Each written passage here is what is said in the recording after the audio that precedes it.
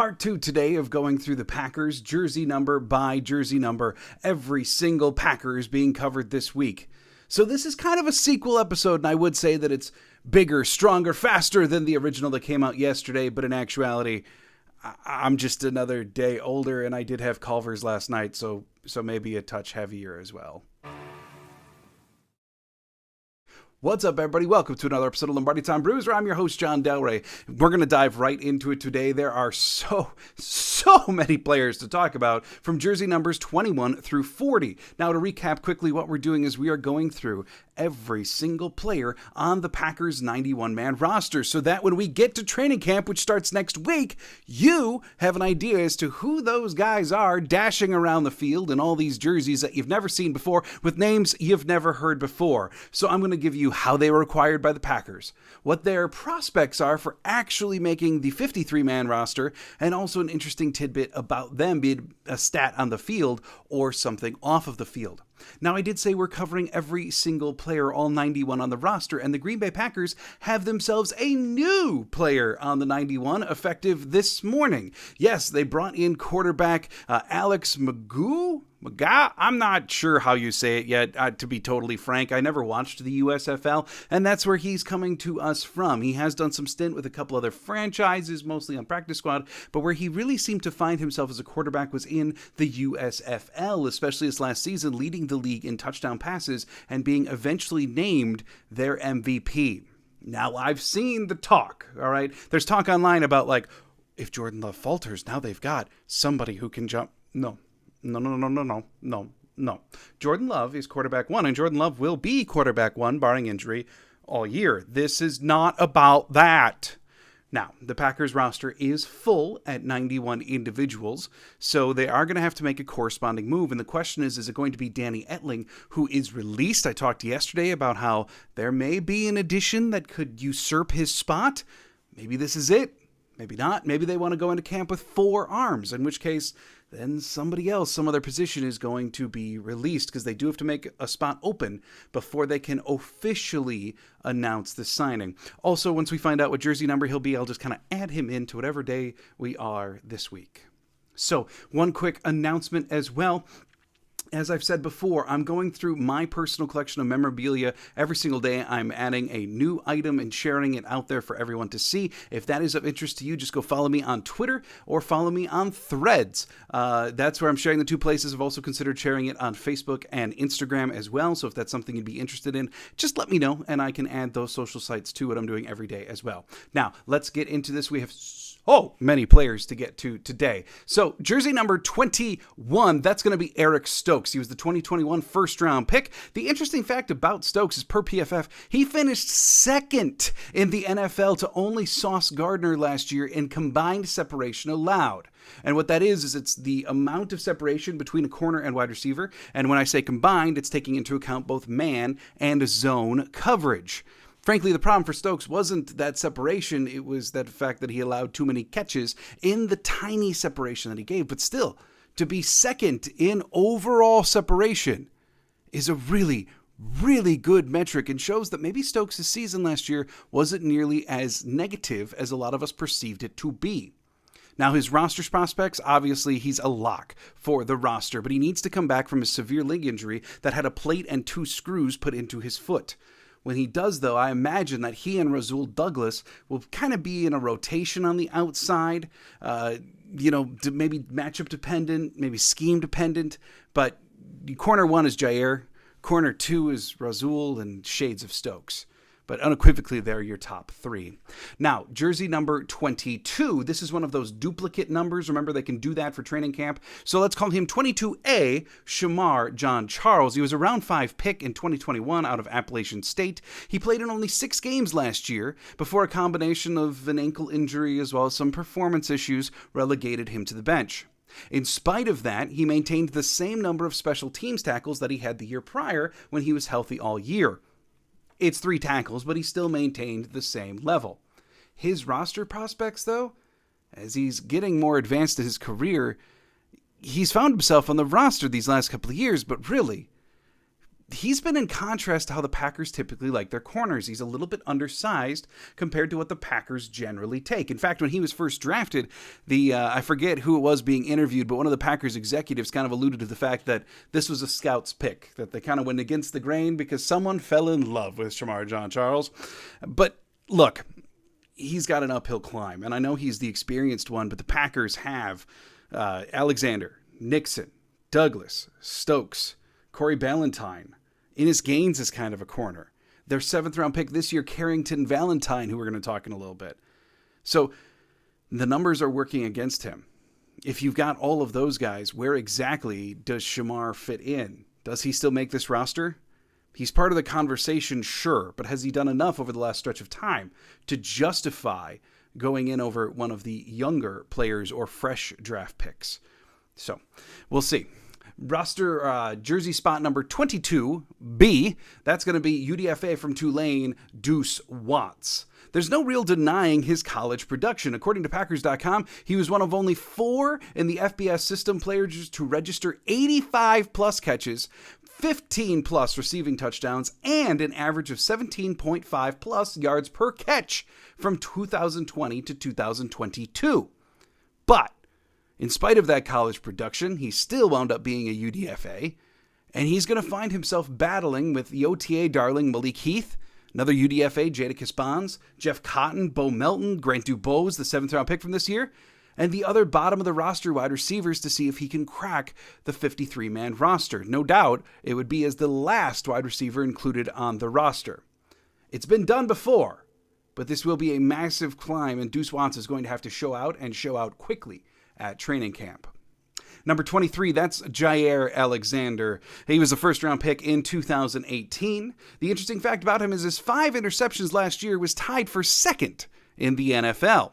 First time in his career that he actually finished in the top 5 in the NFL in interceptions. Previously, his high was just making it in the top 10, which he'd only done once, but now, top 5 in interceptions. In terms of his roster prospects, all I wrote in my notes was, LOL. He's one of the best corners in football. I think he stands a good chance to make it. Number 24, that's Tariq Carpenter, 7th round pick from last year. This year, he's switching formally. He was a safety last year. He was drafted as a safety. Now, though, he is formally switching to inside linebacker. It may seem odd because when you think safety to linebacker, like generally it's going to be a little bit undersized of a guy, right? But his listed playing weight is 230 pounds.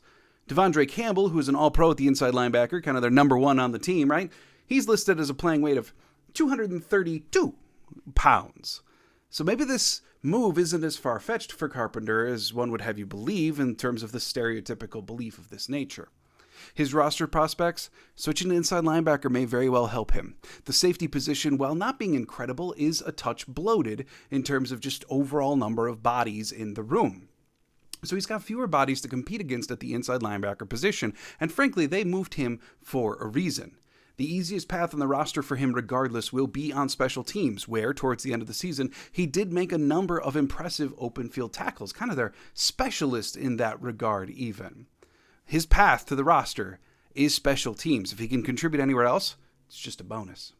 Number 25, Keyshawn Nixon. Now, there had been some talk about him switching to number 0, since that allowed now, but as of right now, he is still number 25. How did he wind up on the team? Free agent signing last year, and then he re-signed this offseason. Fact, his 1,009 kick return yards last year was tops in the NFL and 89 more yards than the second-place finisher, who just happened to be from the Minnesota Vikings. Now, in terms of his roster prospects, of course he's making the roster. He was the all-pro kick returner last year. That alone gets you a guaranteed roster spot. But more so, it's how many spots in this roster is he actually going to play? Unequivocally, he's the kick returner, but is he going to stay as the punt returner as well? Because there is talk about that, and there's also competition there now as well. We know that starting the season, he's going to be probably the starting slot corner as well. But does that change at all, or does it become reduced when Eric Stokes is fully back? Or is the job solely just Nixon's? Plus, there's been talk of adding K9 on offense and some kind of gadget role, something, I don't know, it would be a ton of fun if they do it. So the question is, are we going to see Keyshawn Nixon on every single phase of this roster? Or are we overblowing it just because it's fun to think about in the offseason? Regardless, the question is, how big of a spot on this roster is Nixon? We'll find out soon. Number 26, Darnell Savage, first-round pick in 2019. And you know what? I know opinions about Darnell Savage are very, very mixed, and I totally understand. He's a guy who makes a great play and then makes three boneheaded plays and then makes an interception to save a stand. But the one thing that cannot be criticized is his availability. Even last year, after he faced a deduction in his playing time, he's played at least 815 defensive snaps in each of his 4 seasons. The other thing he deserves credit for? When playing less defensively last year, he accepted the role to play more special teams. And if you don't think that's a big deal, not every player would do it or has done it. He logged 97 snaps on teams last year. That would be the most since his rookie year. What are his roster prospects? Currently projected to start at safety. And according to what we've heard, his mind is right. He knows what he did wrong. You know, the coaches are still speaking highly of him. The team has an unyielding belief in Darnell Savage. There's no doubt about it. But by all accounts, though, the job is his to lose. Is he going to lose it again? Because the Packers added some competition to the safety room. Roster lock? Yes. Roster job? In question. Number 27, another doubled up number that we're covering today. That would be 27A. Let's go with Patrick Taylor. He was acquired in 2020 as a UDFA from the University of Memphis. And here's the interesting fact, just a fun one. Perhaps my favorite draft profile pro that I've ever seen from NFL.com. It's about Patrick Taylor. And if you go look up his draft profile, the number one bullet that it says under pro is built like a comic book hero. It's the top line of his assessment. It's the number one thing that they had to say on NFL.com. What are his roster prospects? As a running back, he's been solid, yet unspectacular. You know, going back to that draft profile, one of his knocks is that he still is a very straight-up runner. He stands up tall and he runs, and yeah, that remains to be true. Last year, he held on to the running back 3 job, even though he kind of bounced between practice squad and active roster. That running back 3 job was pretty much always his. Taylor is aiming to hold on to that role again. But he's able to do that assuming that Tyler Goodson doesn't have some rapid ascension and that 7th round pick Lou Nichols doesn't come in and just take the job. Now 27B, William Hooper, and I'm not going to lie to you, even for me, this is one of the guys on the rosters I was going through that I had to go, who? Well, William Hooper, he was a UDFA signed. He was actually one of those mini camp tryouts back in May that they signed. He comes to us from Northwestern State, Louisiana. He had 12 passes defended in only 11 games last year for Northwestern State. What are his roster prospects? Well, he's officially listed as a corner, and honestly, minicamp tryouts have an even longer road to go than priority UDFAs following the draft. He's going to have an exceptional camp in every way to make this roster. Ahead of him on the depth chart, you have to assume, is Shamar John Charles, Innis Gaines, maybe at corner, Douglas, Stokes, Alexander, Nixon, Valentine. It's a lot of bodies he's going to have to leap over in order to get a job on the 53. Number 28, that belongs to the mayor of Door County, A.J. Dillon. Now, he was the 2nd round pick in 2020. And despite having a reputation coming out of college that the man could not catch, he had 28 catches last year, which put him in the top 30 of all running backs in the National Football League. He is the definitive thunder to Aaron Jones's lightning, or the pepper to the salt, whatever you want to say. Dillon is not only locked into his role, but what he's aiming to really lock into would be a long-term contract with the Packers as he is entering the final year of his rookie deal. Number 29, that goes to cornerback Rasul Douglas. He was acquired in 2021 as a mid-season free agent signing and immediately burst onto the scene. Like A.J. Dillon, he got really kind of a bad rap because of some of his priors. He wasn't nearly as bad in the slot last year as a lot of people believe.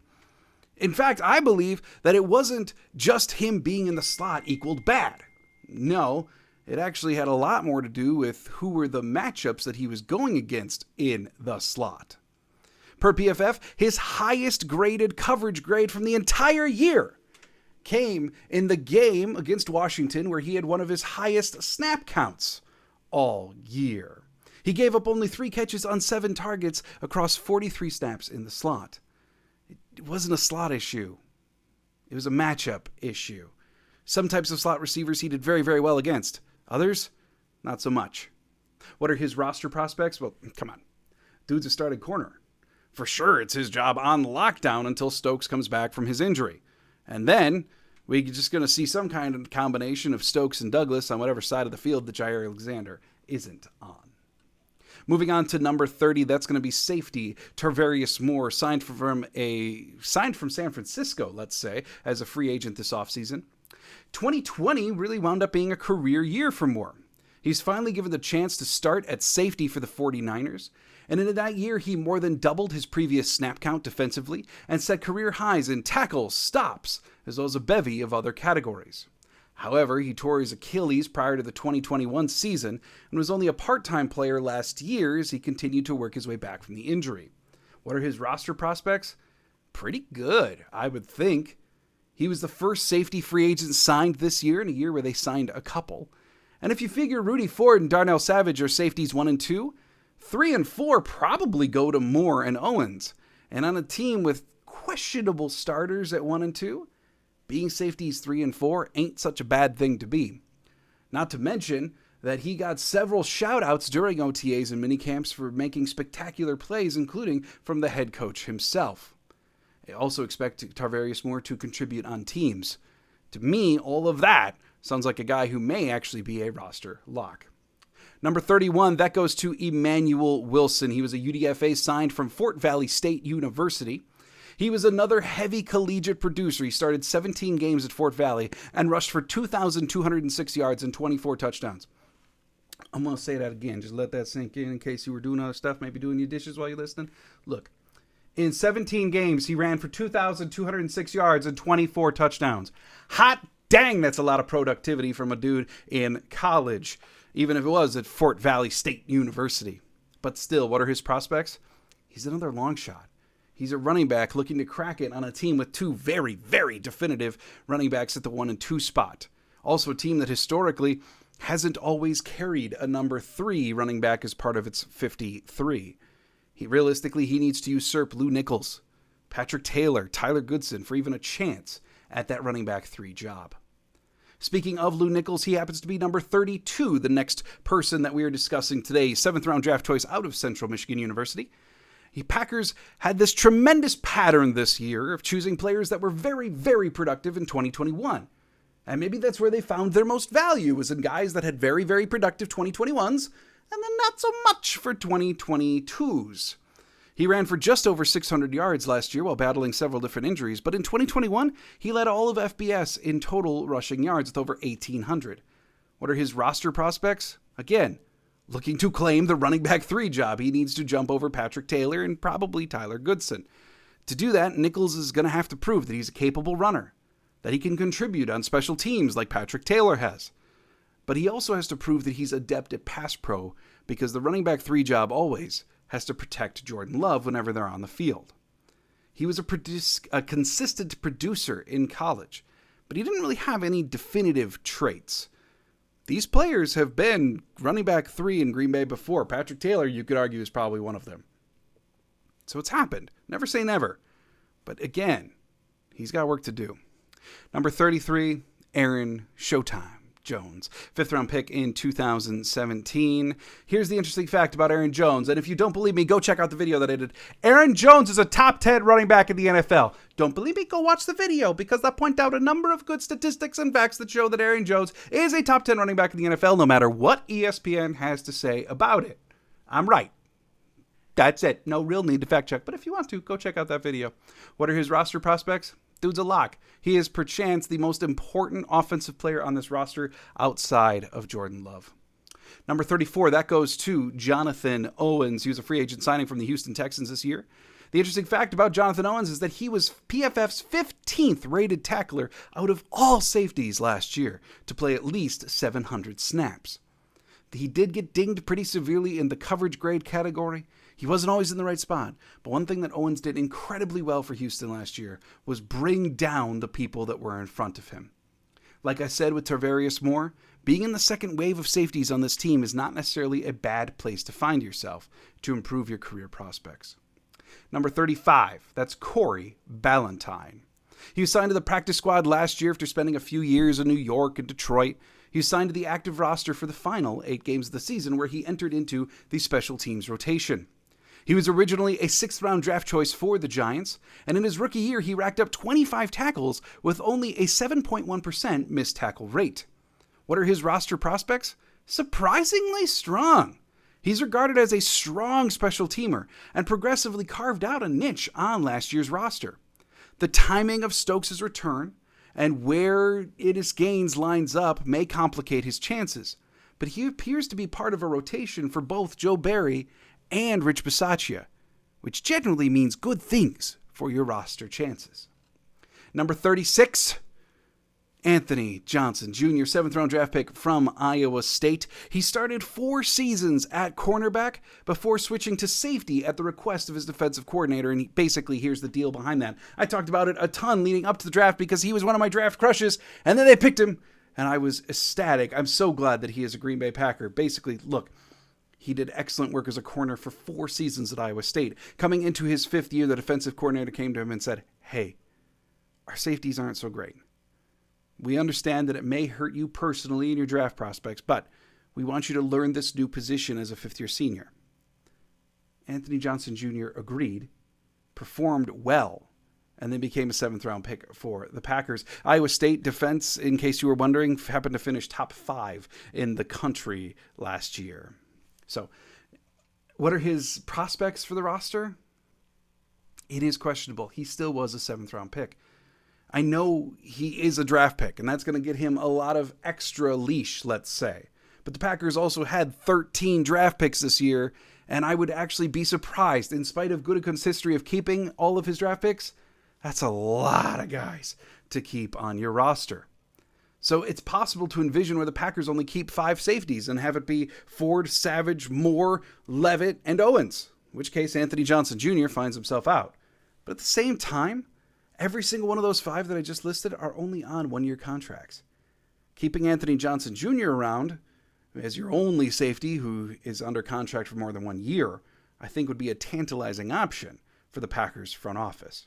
He may need some work to develop into safety at the pro level, but he's a more than worthwhile prospect who can become a contributor, and I believe the Packers feel the same way. Number 37, that goes to another rookie, Carrington Valentine, 7th-round pick from Kentucky. One of the few draft picks this year that actually had his most successful year last year. I know, surprising. But he set career highs in missed tackle percentage, receiving yards given up, pass breakups, and he had his first career interception all last year at Kentucky. What are his roster prospects? Good. He was considered a steal in the 7th round and will be given every chance to hang on to his position in the cornerback depth.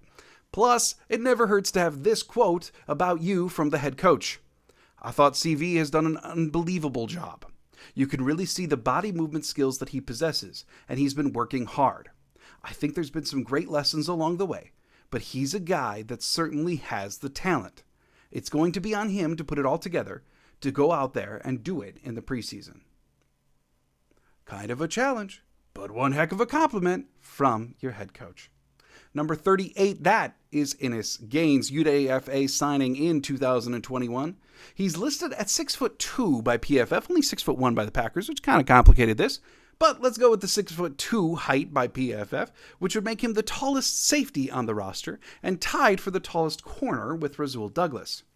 His prospects, Packers seem to really hold him in a high regard. They've held on to him for a while now. But again, numbers in the secondary may work against him. He's also kind of positionless. I've alluded to that in talking about other guys. He's officially listed as a safety by the Packers, but the vast majority of his snaps actually have occurred at the slot cornerback position, and he's gotten some snaps at the actual cornerback position on the boundary. Either way, he's going to try to make it against 2 of the more bloated roster spots on the position. At cornerback, it may come down to him versus Corey Ballantyne.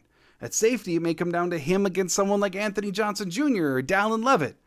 Either way, a spot is far from guaranteed, and he's going to have to beat multiple people to make the 53. Number 39, Tyler Goodson, 2022 UDFA from Iowa. His 8 catches last preseason tied him for 3rd in the NFL amongst all running backs through the preseason. What are his prospects? Looking to usurp Taylor as running back 3. Goodson has the playmaking skills. He's got the receiving ability. These are no doubt. But special teams, a little bit of a question.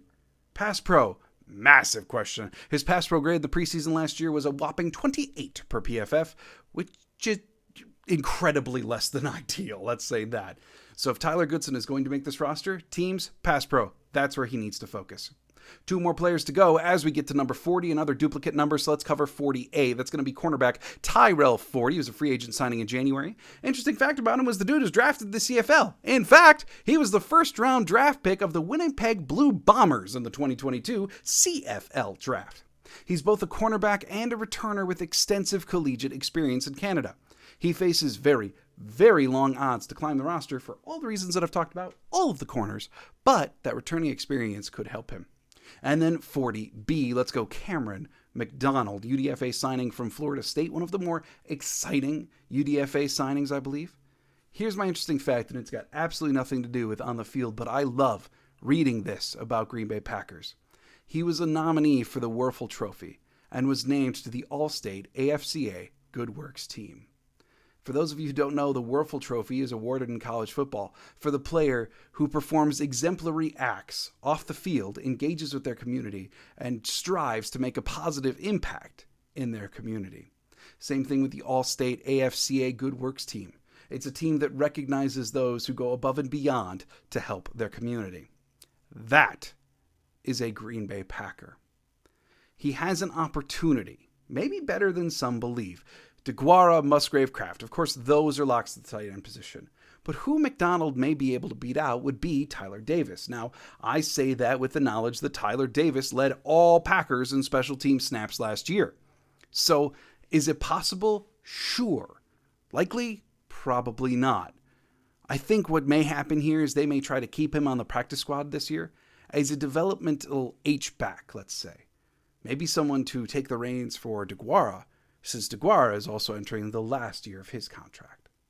Thanks so much for joining me. I'm going to be back tomorrow, covering numbers 41 through 60 tomorrow. More Packers, all to get us ready for next week when the shareholder meeting happens, as well as the very first training camp practices of 2023. Yes, when I can formally turn the page on the podcast listings to go from Season 1 to Season 2. Thanks so much for joining me here today on Lombardi Time Brews. I will see you tomorrow. And as always,